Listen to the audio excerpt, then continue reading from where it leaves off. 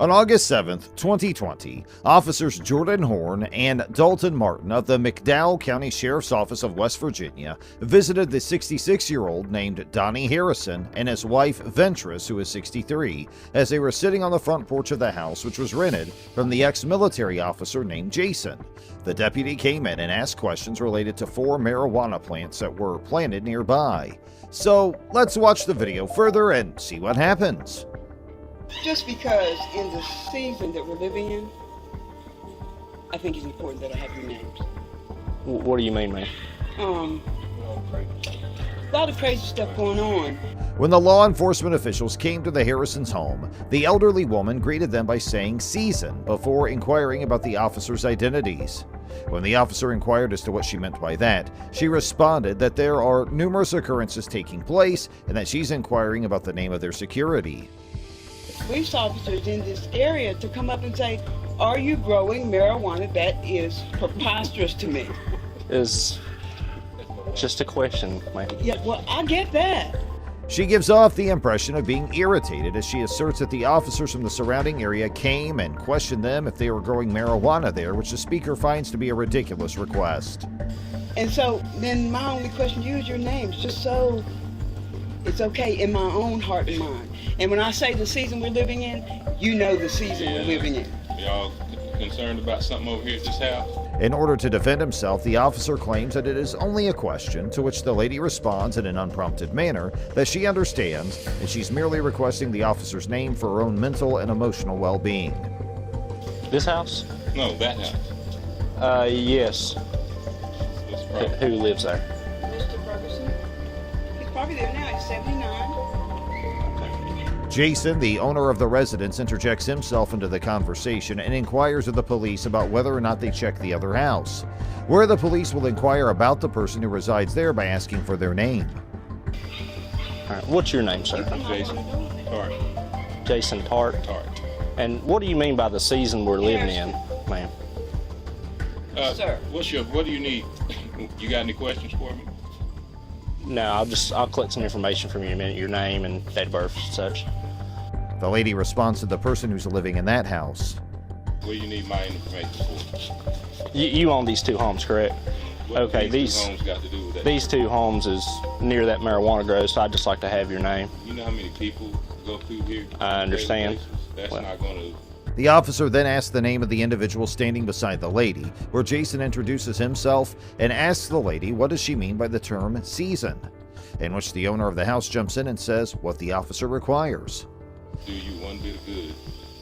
Well, sir, I'm going to need your name and date of birth, and I have that. feel comfortable giving you my name Where the officer replies by stating he is just collecting information. and date of birth. Okay, well, this is a criminal investigation. You own these 2 homes, so by law, you do have to give me your name and date of birth, sir. If he gives you a reason, yes, you do. Reason for what? Because of the marijuana grow. It's not on my property. Okay, well, again, I have reason to believe that. Jason asks why is he collecting information, to which the officer replies that he owns the property and his property is nearby where the marijuana was grown. Jason responds that it's not on his property. The officer states that he believes it can be a possibility that the nearby houses are also connected with the marijuana planting, so Jason has had to give his name and date of birth due to law regulations. Scared Who you says that? by asking you a question, Who comes up and asks? That's crazy. and it scared you? I'm trying to understand what It scared you by me asking you a question. Growing marijuana? And that's a question. To say somebody scared you because they asked you a question is ridiculous. That's preposterous. Go ahead and give me your name, sir. Wait. First name. It's ridiculous to you, sir. Yes, But ma'am. it's not ridiculous. Your over first here. name. I'm not giving you my information. Sir, if you refuse to give me your information, I'm going to arrest you. That's fine. My property has nothing to do with any marijuana whatsoever. You're going to arrest me if I don't give you my name and date of birth. It's obstructing an officer. Jason Tart initially refused to give his name and date of birth when the deputies requested it. He argued that the alleged marijuana plants were not on his property and therefore he did not need to provide his information. However, the deputies insisted that he was required by law to provide his name and date of birth due to the proximity of his properties to the alleged marijuana plants. No, I'm hindering you from This doing your is job. really going out off the Yeah, this is how you guys. This is bad. This is 112 control. this is how you operate. This is a wrap. I'm hindering you from doing your That's why job. I needed their. Y'all need to go inside. Again, you two go inside. Go inside. I'm afraid. Go now, inside. I'll tell you the truth. Go inside. On my own porch? No, go inside as of right now. Tell me why. Go inside. What are you doing? Step off man? the porch. Step off the porch. I'll step off. Go inside. What are you doing? This is unnecessary for Sir, you to be go doing inside. This. He's standing on his own porch. Go inside. During the interaction, when Mr. Harrison began filming the encounter between the deputies and Mr. Dart, Deputy Martin forcefully pushed the Harrisons into their home. He specifically pushed Mr. Harrison into the doorway and closed the door behind him, effectively preventing him from continuing to record the incident. Come on. Look, Walk. man, don't Walk. listen. Sir, You don't stop. have to listen, You're man. being Listen. recorded. Listen. This Just is walk. listen. Walk. Listen. Walk. Listen. I can walk. Walk I towards can the car. walk Okay, without well, you walk. putting your damn hands on Walk me. You to the understand? vehicle. I have not broken the law. The officers forcefully started putting handcuffs on Jason. He tried to stop the cop and told them he can walk wherever they want him to, but don't put the handcuffs on, stating that he didn't break any law to be handcuffed. Walk to the At vehicle. all. Well, walk to the vehicle, Don't sir. put You're your being damn recorded. hands on me. I give Sir. you no reason to touch me. I'm going to arrest you then. Place your hands behind your back. Uncalled for. Place your hands behind your back. Put your hand behind Place your hands behind your back. Listen. Just relax, okay? Listen. Just relax. Place your hands behind Okay. your back. Please place your hands behind your back. My hand is behind my. Place your It hands only behind- takes one of you. Place your hand- Look, let him do it. The officers then directed Jason to walk towards their vehicle. Still, the argument was going on, and Jason stated that it was all uncalled for. The police officer put the handcuffs on Jason at that point and told the other officer to leave his hand and let the other officer put on the cuffs.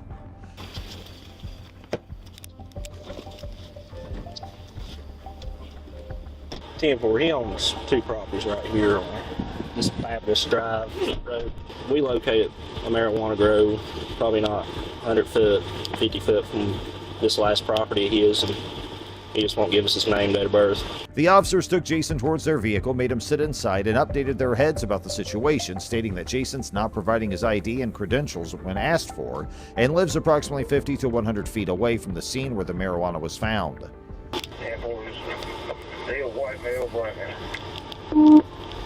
What now? The person on the other end asked about Jason's appearance, and when heard that he was a black man, the officer put marijuana inside the car's back as a piece of evidence, due to which Mr. Jason was charged with obstruction of the law officer, but the case was allegedly dismissed as the prosecutor on October 2020, as Officer Martin failed to appear in front of the court. The statement highlights that despite the potential challenges posed by qualified immunity, it acknowledges that the deputies did not behave in a professional, calm, and polite manner throughout the encounter. It recognizes the efforts made by Mr. Jason and the Harrisons to exercise their constitutional rights and take appropriate legal action following the incident. The statement commends their courage in initiating a lawsuit after their rights were infringed upon. It expresses curiosity about the outcome of the legal issues involved and how they will be resolved in the future. Well, let's move on to the next story. Good, how y'all doing? Yeah, she was the driver. He was in the pickup truck. It's awesome. Not hurt or anything? No, I'm good. Okay. Just need your license, registration, insurance? 155 Berkeley, 28 West Virginia. Ocean 9 V Victor 311. Ocean 9 V Victor 311. Split on a silver and color Lexus. Oh, that's silver or tan? Silver. Okay. I was going crazy for a minute. I'm good if y'all. Good, we're good, man. Yep. Yeah, except for one. Hey, thanks too. How y'all relate to each other? We're just friends. Oh, okay. Yeah. I'm actually driving that truck right there. On January 6, 2023, Deputy William Henderson from the Berkeley County Sheriff's Office was sent to a traffic accident. A woman named Carrie Harmon was driving when she hit a low stone wall and used a concrete block to knock over 3 fence posts, a mailbox, and a bush. As seen on video from Deputy Henderson's body camera, the Berkeley Fire Department was the first to arrive at the scene. Even though Miss Harmon didn't seem hurt, she slurred her words and moved slowly. This wasn't a big deal at the time, but it continued throughout the meeting, as we'll see. Is the resident you're speaking of. However, we did not locate her name attached to any of the tags.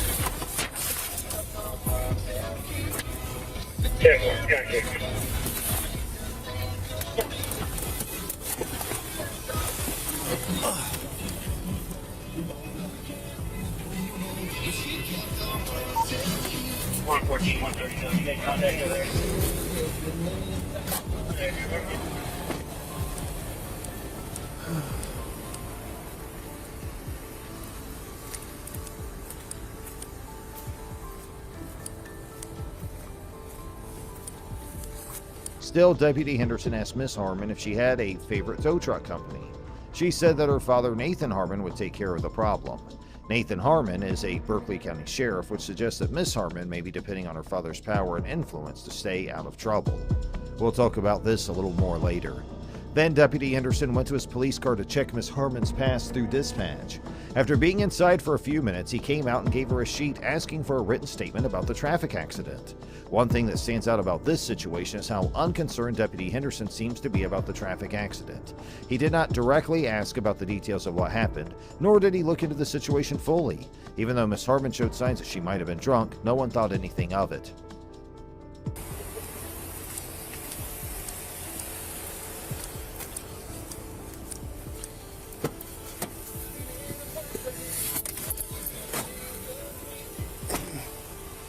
Is your neighbor's home, you think? Or? I think she's home. She's a nurse. Okay. I went over there after I got off the phone with 911. Okay. Knocking on her door and ringing her doorbell, but I haven't gotten an answer.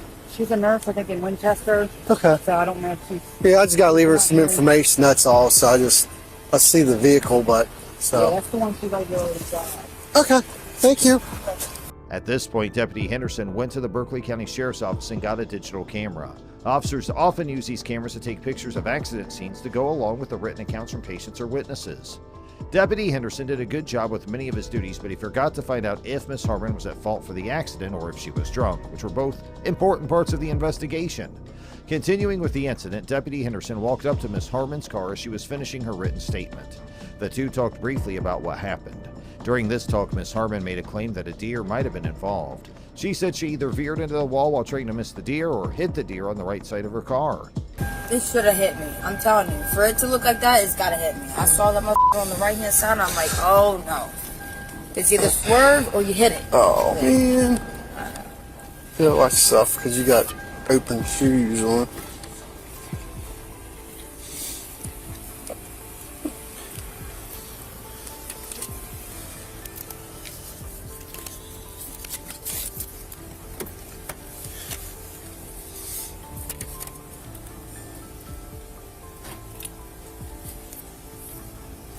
Can you sign that down the bottom for me? What's that? I just need you to sign it. Oh, I'm sorry. I think you just put a date on there. I got you.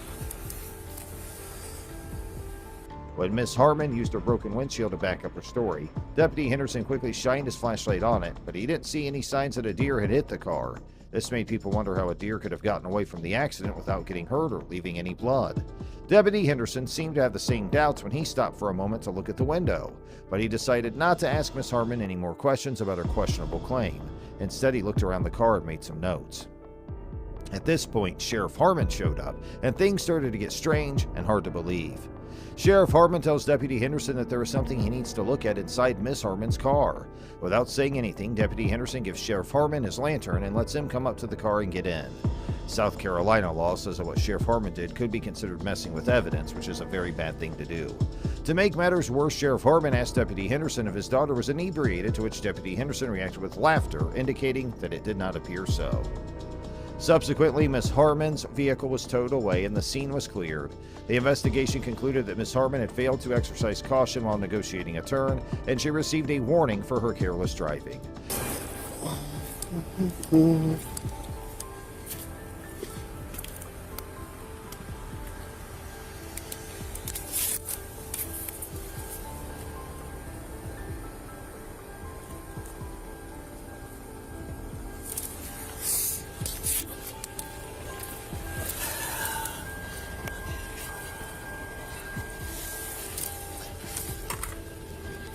However, the situation took a concerning turn when portions of a Snapchat video shared on Facebook showed Miss Harmon expressing gratitude for her father's presence at the scene, implying that Sheriff Harmon may have intervened in the investigation to protect his daughter from the consequences of driving under the influence.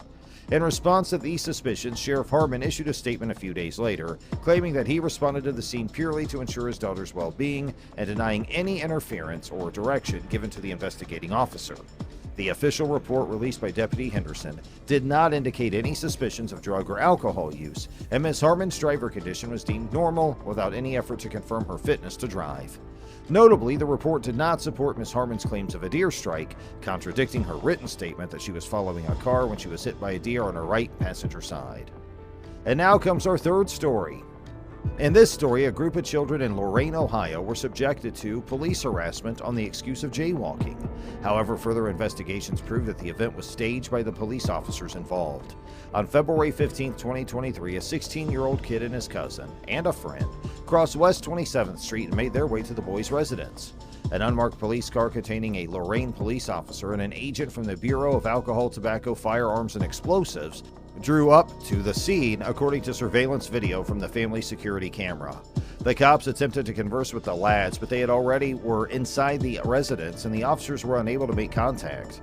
Mary Hildreth, the 16-year-old's mother, watched the incident from the front door and approached the cops to inquire about the issue.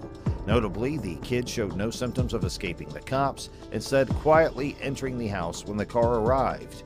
This particular element becomes important as the situation progresses.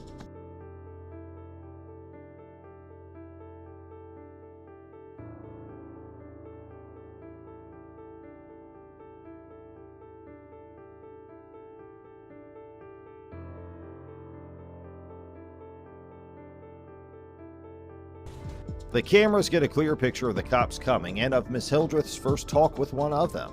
The video makes it clear that Miss Hildreth asked the cops what was worrying them, and they told her to bring the boys outside so they could talk. I'm still in the window as he's halfway through the yard coming in here. This car flies up out of nowhere. Don't say nothing, as I'm already down here. They're jumping out, getting ready to run around the house. I come to the door and say, what's going on? We want the boys for an house. I said, my son, what's the problem? He's a minor. We got to talk to him. I said, what is the problem? It's a traffic violation. I said, what do you mean? Can I have your name back? Then he's screaming and yelling. I said, you don't have to scream and yell at me. I'm an adult. That is my son. What did he do wrong? After conversing with the officers on the scene, the supervisor returned to Miss Hildreth, exposing the dishonesty of the officers. Initially, they had claimed to stop the boys for a minor jaywalking violation, but now the supervisor implied that their true motive was suspicion of firearms due to the boys playing with their waistbands. The surveillance footage ended, and the verbal exchange between the supervisor and Miss Hildreth continued. It became evident that the officers realized their mistake and hastily fled the scene in their patrol vehicles without issuing any jaywalking tickets. This incident revealed that the officers simply wanted to harass the boys using the guise of neighborhood safety. Sadly, Miss Hildreth was unjustly charged with obstructing official business, a charge she vowed to fight in court. Ahmed Al-Manhali, a United Arab Emirates citizen, traveled to Avon, Ohio in June 2016 for medical treatment at the Cleveland Clinic. Upon arrival at the Fairland Inn and Suites, he was informed that the hotel was fully booked due to the Republican National Convention. Ahmed politely requested alternative accommodation options. While waiting in the lobby, a SWAT-style response occurred, with Avon officers arriving and detaining Ahmed, who was simply walking out of the hotel while on his phone. On the ground! Get on the ground! Get on the ground! Down! On the ground! Do it now! Get on your turn.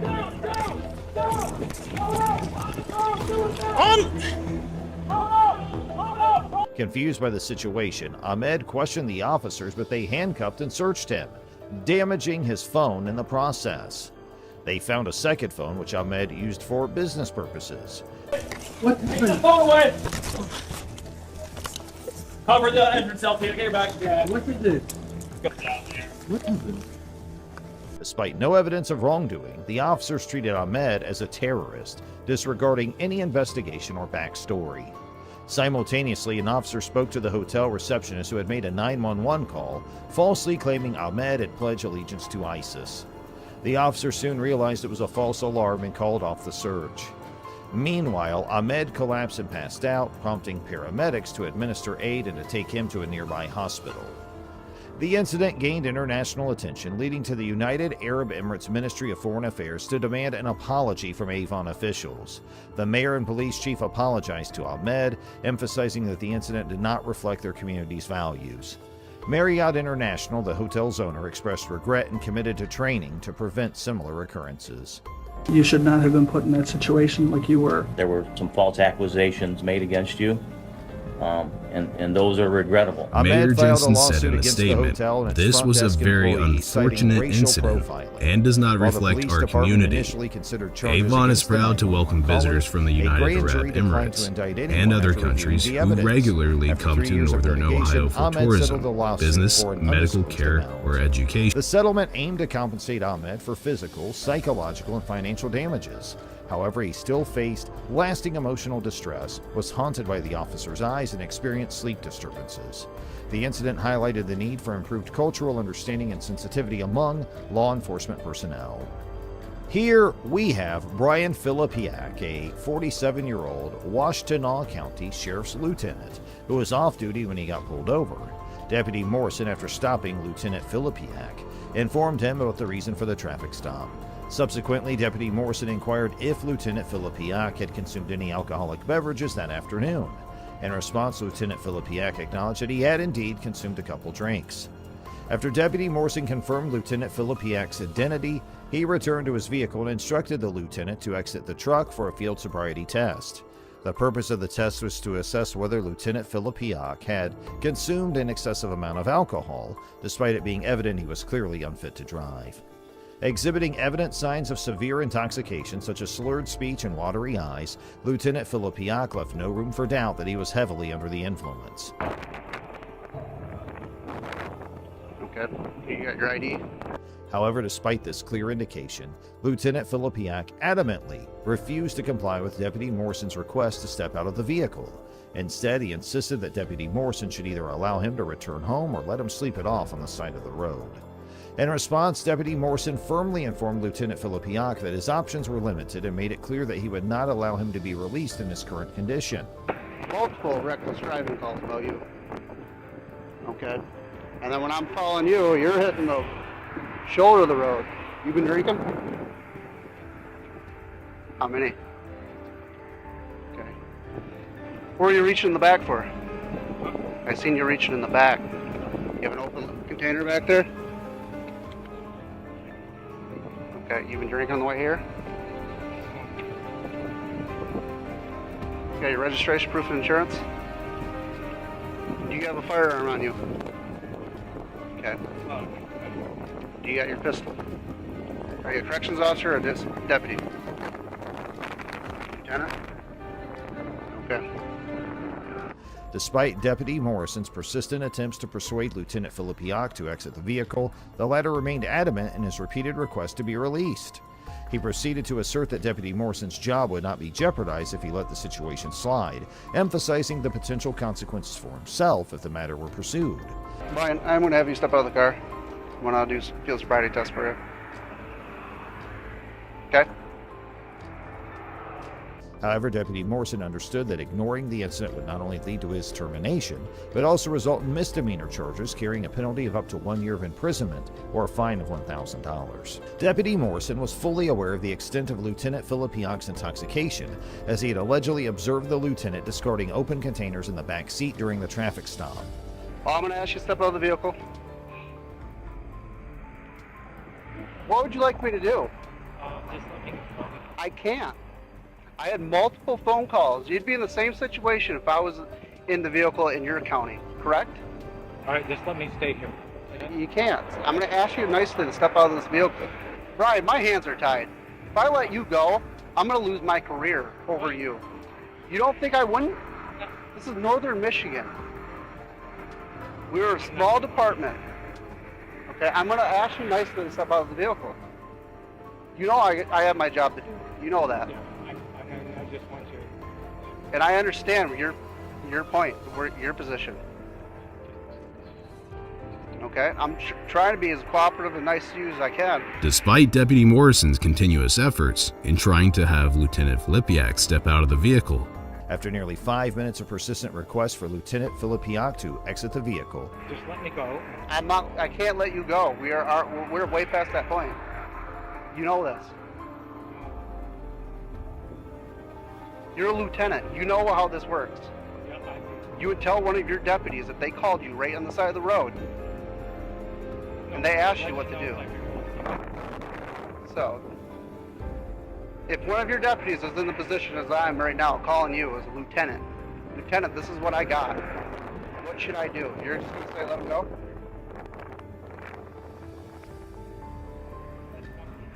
Why? Just because. You're intoxicated. I know it. You open alcohol in the vehicle, then you're stabbed in the back. I know it. You know it. You can't have been got. Ryan, out of the vehicle. I'm asking you nicely. I don't want to see anything worse happen.